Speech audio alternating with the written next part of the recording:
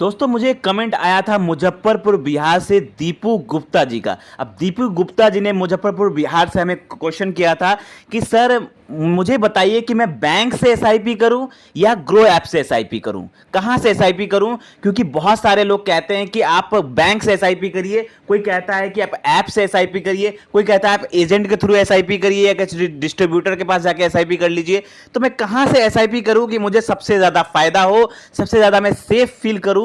क्योंकि यहां पे पैसों की बात है तो बहुत सारे लोग कंफ्यूज रहते हैं। कोई कहता है कि बैंक से एसआईपी करने से ज्यादा सेफ रहेगा।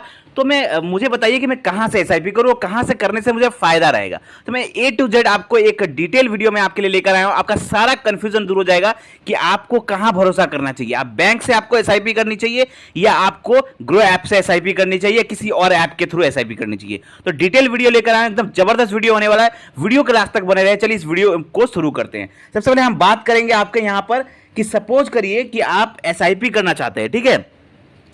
तो यहां पर मैं आपको एक बात बता दूं, ये जो वीडियो रहेगा, अगर आप ये वीडियो लास्ट तक देखते हैं ना, तो आपका एसआईपी इन्वेस्टमेंट में लॉन्ग टर्म में ना 20 से 30 लाख रुपए तक का नुकसान होने से बच सकता है, या यूं कह सकते हैं कि आपका 20 से 30 लाख रुपए फायदा हो सकता है। ये मैं ऐसे नहीं कर रहा, आपको पूरा एग्जैक्ट कैलकुलेशन के थ्रू बताऊंगा। ऐसे मैं बात नहीं कर रहा, कैलकुलेशन आपको दिखाऊंगा, उसके बाद मैं बात करूंगा, ठीक है।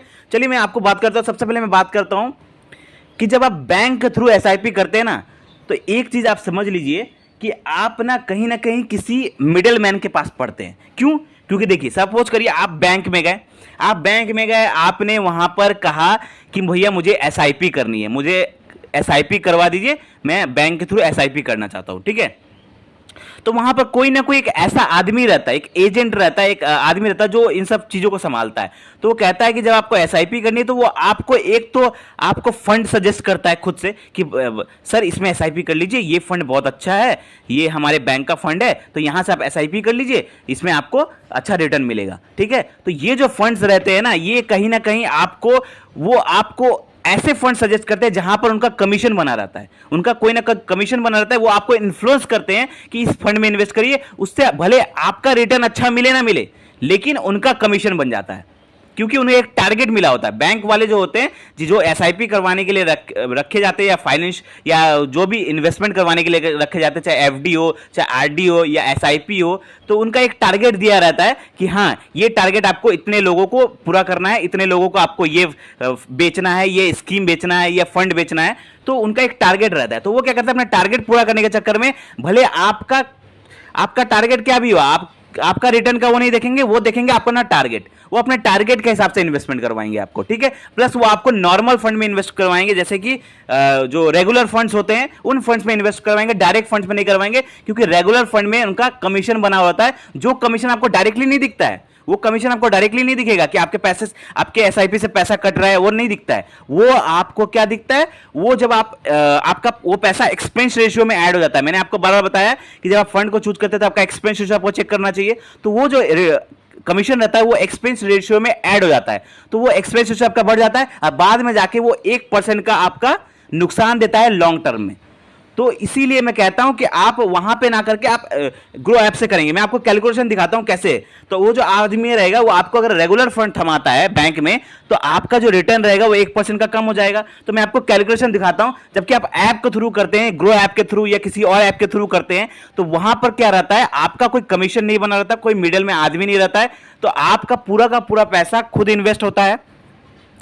तो वहां पर कुछ ब्रोकरिंग फीस लगता है, वो अलग है, वो उतना कुछ ज्यादा नहीं लगता है। लेकिन यहां पर आपका कमीशन नहीं रहता, आपका एक्सपेंस रेशियो सही रहता है और आप अपनी मर्जी के हिसाब से फंड चूज कर सकते हैं।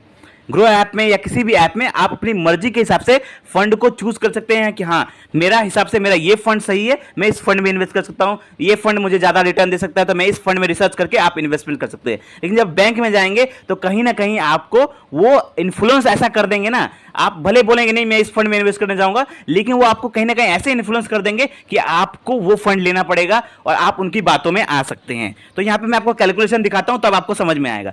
समझ करिए कि आपने डायरेक्टली आपने डायरेक्टली ऐप के थ्रू इन्वेस्टमेंट किया, एक स्क्रीन पर आपके कैलकुलेशन दिख रहा होगा, आपने ऐप के थ्रू इन्वेस्टमेंट किया 5,000 रुपए की, ठीक है, ये ऐप वाला मैं दिखा रहा हूं, या ग्रो ऐप से हो किसी भी ऐप से हो, तो आपने 5,000 रुपए की ग्रो ऐप की इन्वेस्टमेंट की। सपोज करिए आपने अच्छा फंड में इन्वेस्ट किया तो आपको रेट ऑफ रिटर्न मिल गया 15% का, ठीक है।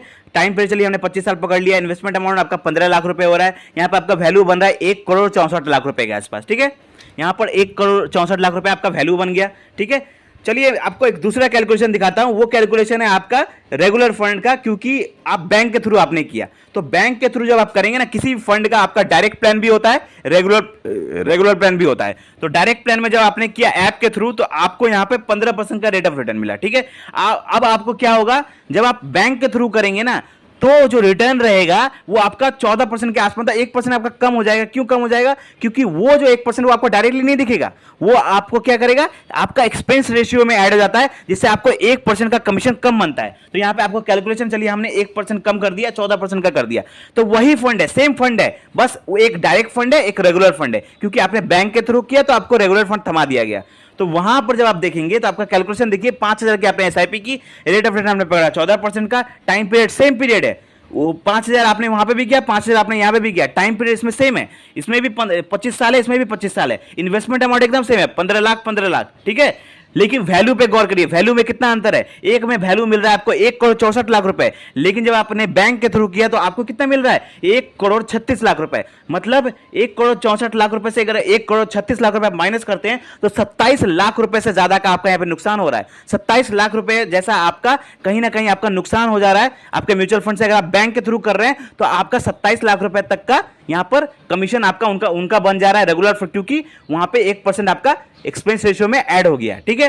तो अब ये जो पैसा जो आपका गया, ये आपका ये पैसा आपको मिलना चाहिए था ना, तो अगर आप ऐप के थ्रू करते तो आपको पूरा पैसा मिलता, जबकि आपने बैंक के थ्रू किया तो कहीं ना कहीं लॉन्ग टर्म में देखने में 1% कम लगता है, लेकिन जब आप लॉन्ग टर्म में कैलकुलेट करते हैं तो ये पैसा लाखों में होता है, 20-25 लाख रुपए के आसपास हो जाता है। तो अगर आप ऐप के थ्रू करेंगे तो आपका इतना नुकसान नहीं होगा। अब यहां पे बहुत सारे लोग ये भी कह सकते हैं कि सर हम ग्रो ऐप के थ्रू कर रहे हैं तो बैंक के थ्रू करें तो बैंक तो सेफ है, बैंक तो भागेगा नहीं, हाँ? लेकिन ग्रो ऐप के थ्रू कर रहे हैं तो क्या ग्रो ऐप तो भाग सकता है ना, तो हमारे पैसों का क्या होगा, हमारा पैसा तो डूब जाएगा। यहां पर मैं आपको बता दूं, जब आप किसी ऐप के थ्रू करते हैं तो आपको डरने की जरूरत नहीं। क्यों डरने की जरूरत नहीं है? क्योंकि जब आप ऐप के थ्रू करते हैं तो आपका पैसा आप ग्रो ऐप में इन्वेस्ट नहीं करते हैं, आप उस फंड में इन्वेस्ट करते हैं। तो आपका जो पैसा रहता है वो ग्रो ऐप में नहीं जाता है, वो उस फंड में जाता है। वो फंड आपका, जब आप ग्रो ऐप तो सिर्फ एक माध्यम है, एक ब्रोकरिंग हाउस है जो आपको आपको मतलब साधन है जिसके थ्रू आप इन्वेस्ट कर रहे हैं। आप ग्रो ऐप में इन्वेस्ट नहीं कर रहे हैं, आप उसके थ्रू इन्वेस्ट कर रहे हैं, ठीक है। आप उसके थ्रू उस फंड में इन्वेस्ट कर रहे हैं, तो आपका पैसा उस फंड में जा रहा है। तो जब आप अगर ग्रो ऐप बंद भी हो गया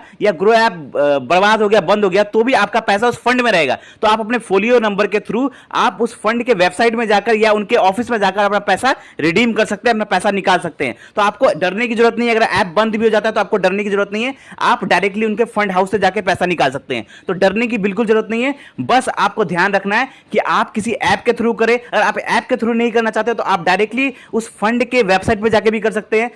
तो आप डायरेक्टली इन्वेस्ट करें, जितना कोशिश हो सके डायरेक्टली इन्वेस्ट करें, किसी मिडलमैन के थ्रू ना पड़े, किसी एजेंट के बीच में ना पड़े, किसी डिस्ट्रीब्यूटर के बीच में ना पड़े, या बैंक के थ्रू ना करें, नहीं तो आपको कहीं ना कहीं लॉन्ग टर्म में नुकसान हो सकता है। तो आई होप आपको ये वीडियो समझ में आया होगा। कोई भी डाउट है, कोई क्वेश्चन है तो कमेंट करें, और ऐसे जबरदस्त फाइनेंशियल वीडियो पाने के लिए हमारे चैनल को सब्सक्राइब करें। धन्यवाद।